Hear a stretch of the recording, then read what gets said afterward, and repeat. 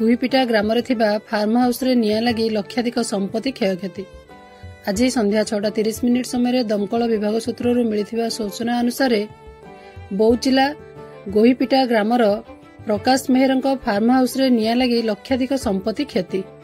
निज farm house रे रोसई चली समय दिन प्राय 12 घंटा समय जोर रे पवन हेतु सुखिला पत्र को निया लगी शेष पार्श्व अंचल सुखिला पत्र गछ और बाउंश बुदा को निया झांपी प्रबल रूप सह व्यापक क्षयक्षति होइथिला, जहाँकि बगीचारे थिबा बहुमूल्य सप्लाय पानी पाइप, विद्युत तार, बहुमूल्य गछ लिचु, सेप्टा, 200 थाईलैंड पिजुड़ी गछ, बुरकोली, पणस, बेल, मौसुमी, आंब, लेंबू, सागवान आदि 3 एकर परिमित अंचल बहुमूल्यवान गछ मध्य नष्ट हो जाइछि।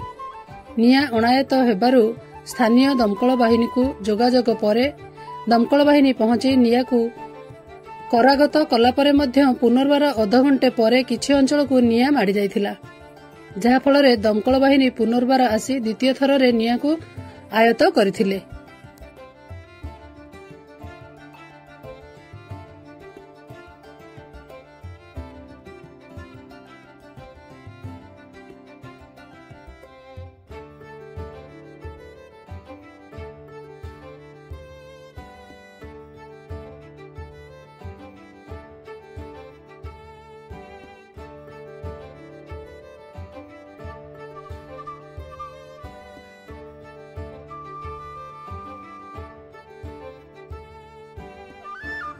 बौद्धरू बैद्यनाथ सामल सहित चित्तरंजन सिंह रिपोर्ट, मो जिला खबर।